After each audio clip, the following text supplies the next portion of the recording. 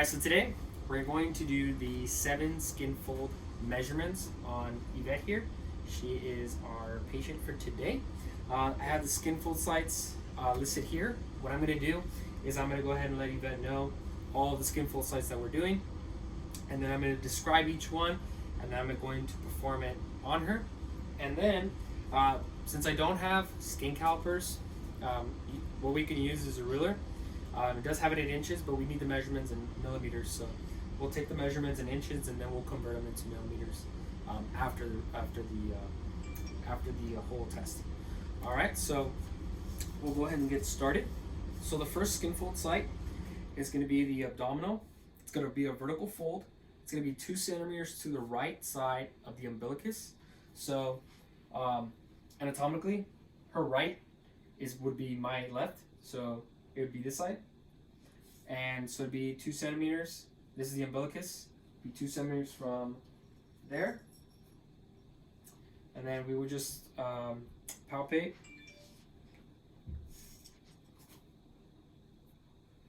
And then we'll measure that. Okay.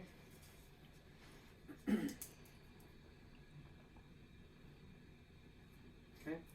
Next site is a vertical fold on the posterior midline of the upper arm, halfway between the acromion and the olecranon processes, with the arm held freely to the side of the body. Yvette, can you turn around so we can see the tricep? Go ahead and get closer with the camera.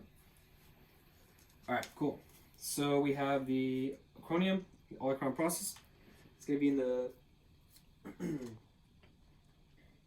halfway point. So between here and here, kind of see the halfway point right here, vertical fold. Okay, take that measurement.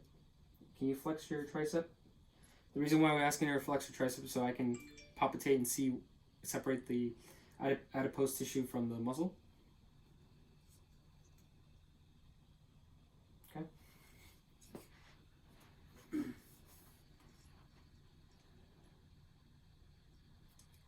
Now I forgot to mention also between each palpitation, you want to hold it for at least 2 seconds. The next one would be the chest and the pectoral. It's going to be a diagonal fold. 1/2 the distance between the anterior axillary line and the nipple for men, or 1/3 of the distance between the anterior and axillary line and the nipple for women. So Yvette, is it okay if I go ahead and do this measurement? Yes, it's fine. Okay, so an easy way that I like to do it is I'll just have her hand on my shoulder, have her turn around, and get closer to see it. Now, you can use your thumb. In this instance, since she's a female, it would be the first part of the thumb. If it was a male, it'll be all the way to the right of my first finger. Okay, so we're gonna go ahead and have here. We're going to palpitate this, and then again take that skin fold measurement.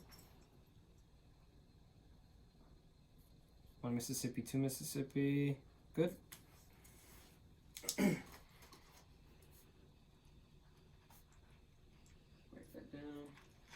Next one is the mid-axillary line. It's a vertical fold on the mid-axillary line at the level of the xiphoid process of the sternum. An alternative method is a horizontal fold taken at the level of the xiphoid sternal border in the mid-axillary line. Again, so what we do is, again, we'll go ahead and have her put her hand on my shoulder, the mid-axillary line from the sternum. So what we do, we can run our hand across this way. Okay, the mid-axillary line, vertical fold. Go ahead and palpitate and take the measurement. 1 Mississippi, 2 Mississippi. Okay.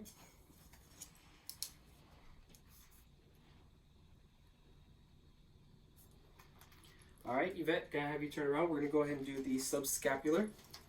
This is a diagonal fold at a 45-degree angle, 1 to 2 centimeters below the inferior angle of the scapula. So go ahead and turn around for me, please. Okay. The way we can measure this is kind of see where the process is in the scapula. So this is where it's at. Another thing, she can put her hand back. So go ahead and put your hand back. You can kind of feel, if you can't find it, it'll pop out. So this is the site. And then 2 centimeters, 1 to 2 centimeters from the site. It's a little bit below that. And then it's going to be a diagonal fold. Okay. Take that. 1 Mississippi, 2 Mississippi. Okay, cool. The next one we're gonna do is the thigh. This is a vertical fold on the anterior midline of the thigh, midway between the proximal border of the patella and the inguinal crest of the hip.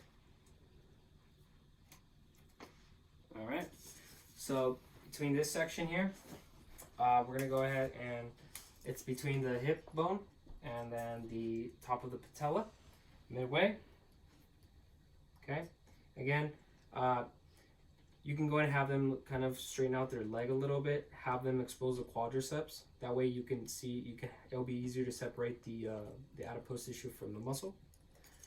Then, kind of just get that, and then good.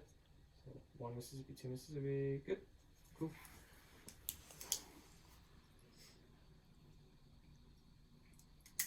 All right. So next one, we're gonna go ahead and now do the super iliac.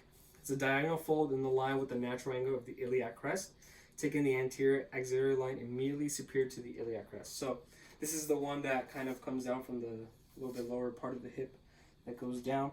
So Yvette, can you find where your top of the hip bone is? Let me know where that's at. Right here. Okay, so it's at the top right here.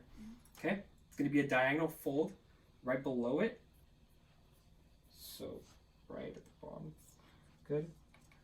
Take this. All right. Cool.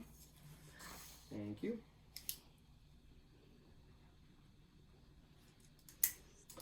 All right. So again, we took these measurements with the ruler in inches, and then what we're gonna do is gonna go ahead and convert these inches into millimeters, and then with that, we're gonna go ahead and plug into an equation to find her proximate body fat percentage. Now, this is not 100% accurate. There's could be some minor errors within it, but it gives you a rough estimate to see where the body fat is. All right. Thank you, Yvette. Thank and yeah, thanks.